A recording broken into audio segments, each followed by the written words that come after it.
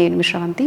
ప్రతిరోజు వేలాది మంది రాకపోకలు చేస్తూ ఉంటారు మన రాజన్న సిరిసిల్ల జిల్లా పాత బస్టాండ్లో. కానీ అక్కడ ఎట్లా అంటే ఒక మరుగుదొడ్డి నిర్మించారు. అంటే గతంలో ఉన్నటువంటి మరుగుదొడ్లు అవి కొంచెం పాడవడంతో అవి కొత్తగా నిర్మించాలని చెప్పేసి అక్కడ ఉన్నటువంటి మరుగుదొడ్లు తీసేసి మొబైల్ మరుగుదొడ్లను ఏర్పాటు చేశారు. కానీ వృద్ధులకు అలాగే చిన్నపిల్లలకి అక్కడ పైనకి ఎక్కాలంటే కూడా తీవ్ర ఇబ్బందులు ఎదుర్కొంటున్నారు. ఒకసారి చూద్దాము. ఇది మొబైల్ మరుగుదొడ్డి. పైకి ఎక్కలేం, అత్యవసరమైన వెళ్ళలేం.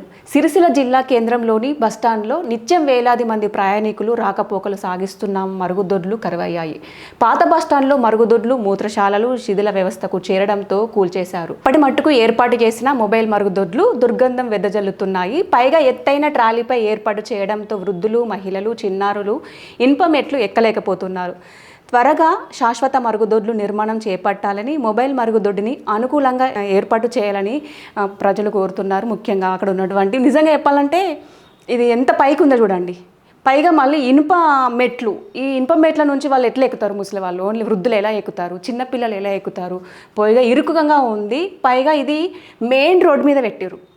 అది వెళ్ళాలంటే కూడా మహిళలకు కానీ అలాగే వృద్ధులకు కూడా కొంచెము ఫీల్ అవుతారు, నామూష కూడా ఫీల్ అవుతారు, కొంచెం ఇబ్బందులు ఎదుర్కొంటారని చెప్పొచ్చు. ముఖ్యంగా అయితే వృద్ధులు అయితే అసలే ఎక్కలేరు. ఆ చిన్న మెట్ల ద్వారా వాళ్ళు ఎలా ఎక్కుతారు? అంత పైకి పట్టుకోవడానికి కూడా ఏం లేదు, వాళ్ళపై అక్కడ పట్టుకోవడానికి కూడా ఏం లేదు.